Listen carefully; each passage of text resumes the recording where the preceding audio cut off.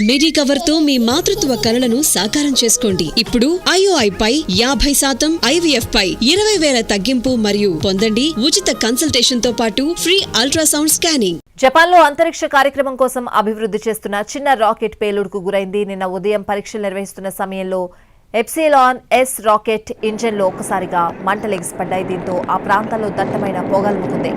తనేగాషియా అంతరిక్ష కేంద్రంలో నిషేధిత ప్రాంతంలో ఈ పరీక్షలు నిర్వహించారు.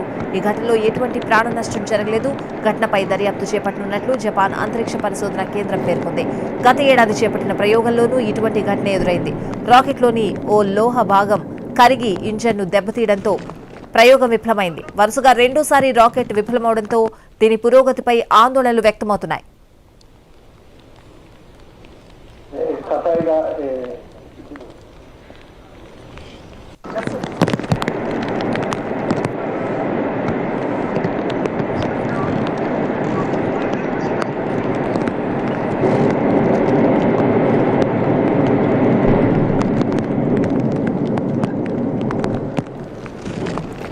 జపాన్లో అంతరిక్ష కార్యక్రమం కోసం అభివృద్ధి చేస్తున్న చిన్న రాకెట్ పేలుడుకు గురైంది. నిన్న ఉదయం పరీక్షలు నిర్వహిస్తున్న సమయంలో ఎప్సిలాన్ S రాకెట్ ఇంజన్లో ఒక్కసారిగా మంటలెగిసిపడ్డాయి.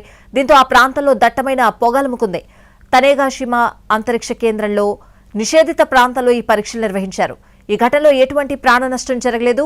ఘటనపై దర్యాప్తు చేపట్టనున్నట్లు జపాన్ అంతరిక్ష పరిశోధన కేంద్రం పేర్కొంది. గత ఏడాది చేపట్టిన ప్రయోగంలోనూ ఇటువంటి ఘటన ఎదురైంది. రాకెట్లోని ఓ లోహ భాగం కరిగి ఇంజన్ను దెబ్బతీయడంతో ప్రయోగం విఫలమైంది. వరుసగా రెండోసారి రాకెట్ విఫలమవడంతో దీని పురోగతిపై ఆందోళనలు వ్యక్తమవుతున్నాయి.